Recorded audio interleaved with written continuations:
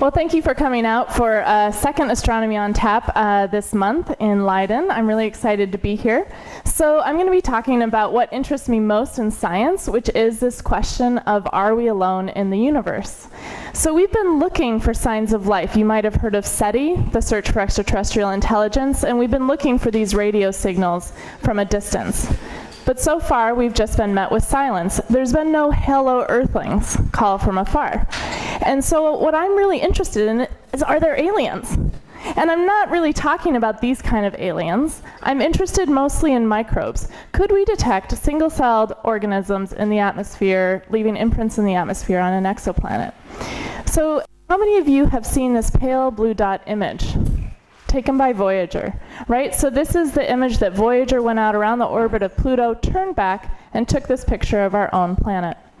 Now, if we were to take this light and break it into the spectra, you would see signs of life in that image. You would see signs of vegetation, oxygen, ozone, methane, water, carbon dioxide. And this is what we're hoping to do for planets orbiting other stars. So when I think about detecting biosignatures on exoplanets, I think there's really two hurdles. We have the technological hurdle of just making this detection. That's already very difficult. But then, of course, there's also the interpretation hurdle of how do we know. This mic keeps coming. Okay. Anyway, hopefully you can hear me. The technological hurdle is really difficult. It's about like trying to find a firefly in front of a spotlight. Now imagine that spotlight is in the US and we're observing from Europe. That is the level of technological difficulty times about 100 that we're trying to do with this observation. It's incredibly difficult.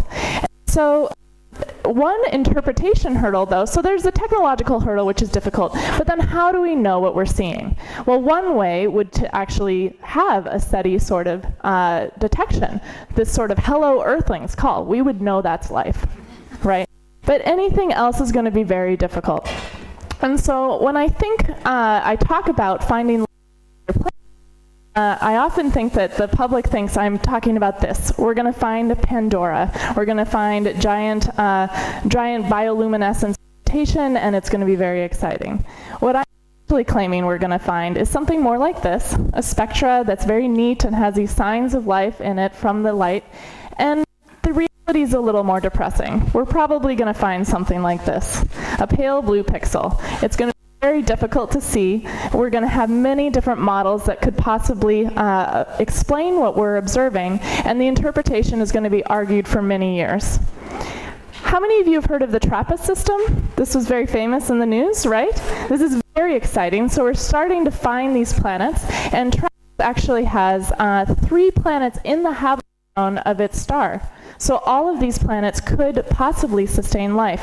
And it's amazing because this system is so compact, the planets are so close to their host star, that if you were standing on one of those planets, the other habitable planet in your night sky would be the size of our moon in the night sky. So you might be able to see continents and oceans and whatnot on your next door 2 neighbors. So I think that's incredible to think about. And so we're just now going to then follow up with the atmospheres. There's 2 ways of looking for life. One is to try to find life as we know it, and I'm going to talk a little bit more about that. And then in the next talk, Clara is going to be talking about maybe finding life as we don't know it. So, life as we know it. The first thing I want to point out is that Earth has been effectively many planets. It's not just been one like it is today. It's changed dramatically throughout its geological and biological evolution. It's been hellish Hadean Earth and the snowball state all the way through the Jurassic period. It's looked very different throughout its history. One thought experiment I like to do is if we consider the history of life on this planet into units of 1 hour. So to the hour, you have the formation of the solar system. Then the origin of life, we're not really sure when it happened, but we think it happened very quickly. And so that's about maybe 9 minutes into the hour, 4 billion years ago. We don't have any data on that. But we do have data for the oldest signs of life around 3.5 to 3.8 billion years ago. And that's representing an entire biosphere of life. Oxygenic photosynthesis, so these are the first signs of oxygen, are at least around as long as 2.7, if not older, billion years ago. That's 25 minutes into the hour. This is the one that always surprises me. Multicellular life, anything more than one single cell, took all the way to 47 minutes into this hour, only 1 billion years ago. Then you have land plants, that's only in the last 500 million years. And finally, humans are in the last second. So these are anatomically modern humans, have been around 250,000 years. That's people that you would recognize as your brothers, sisters, and neighbors. So my research focuses on could we detect life and biosignatures around other stars. So this is an image of all the stars, like a schematic of all the stars we know within 33 light years, or 10 parsecs from Earth. As you can see, these yellow dots, those are stars like our sun. But there's many more of these cooler, dimmer stars called M stars. In fact, 75% of the stars that the universe seems to make are these much smaller stars than Earth. And so we want to try to understand how would a planet look like around those stars, and that's the focus of my work. So we found already with the Kepler satellite, and may she rest in peace, that 1 in 4 M dwarfs have a habitable planet. That's very exciting because these planets seem common, and we're going to be able to follow these targets up first due to some observational benefits that they have. But the problem with these stars is they also have really strong flares. And in fact, the UV of the stars are really important. And so this is what I do. When we think about M stars, one of the things that you might have a problem is they have, because of these strong flares, they can actually produce false positive biosignatures. So in this example, say you have a planet around an early M star, and this extreme ultraviolet light breaks apart the water into hydrogen and oxygen. The hydrogen is light and then escapes, and then you're just left behind with an oxygen atmosphere. So just detecting oxygen alone wouldn't be enough to say that you have life in this scenario. So going back to this, these stars have very different UV environments, and how likely they are to have these sorts of false positive biosignatures also depends on the star. And so, but UV is not only one thing. UV is interesting because it destroys some biosignatures, like methane. It breaks apart and it makes it harder for us to see around those planets.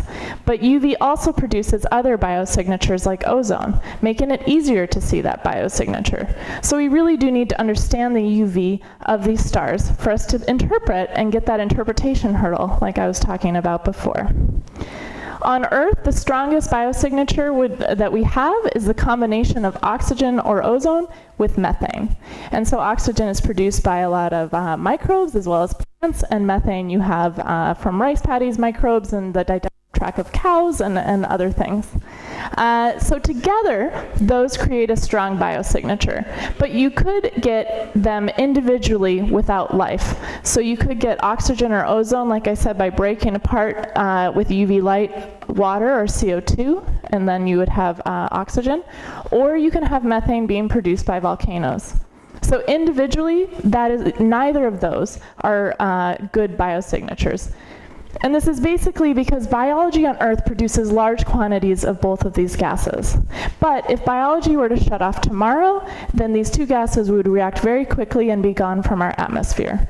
So it's really the presence of both that together creates a strong biosignature. So when you hear about these detections in the news, I want you to think about that. Is it multiple gases that they're finding or just one? If a paper claims to have only detected oxygen, be skeptical. So here, if we look at this pale blue dot image, we can see that you would see signs of oxidizing and reducing gases in that planetary atmosphere, and that's the strongest biosignature we have to date. That is how an alien astronomer looking at Earth could tell that our planet has life. So finally, I just want to say that we're getting close to being able to actually do this. We're reaching this first hallmark of having the technological hurdle in the next decade. We're going to be able to actually observe the atmospheres of terrestrial planets around other stars in the next 10 years, but only for a few habitable planets. It's really going to be the next 25 years where we're going to be able to take a large sample to try to understand what we're seeing and hopefully begin to answer this question.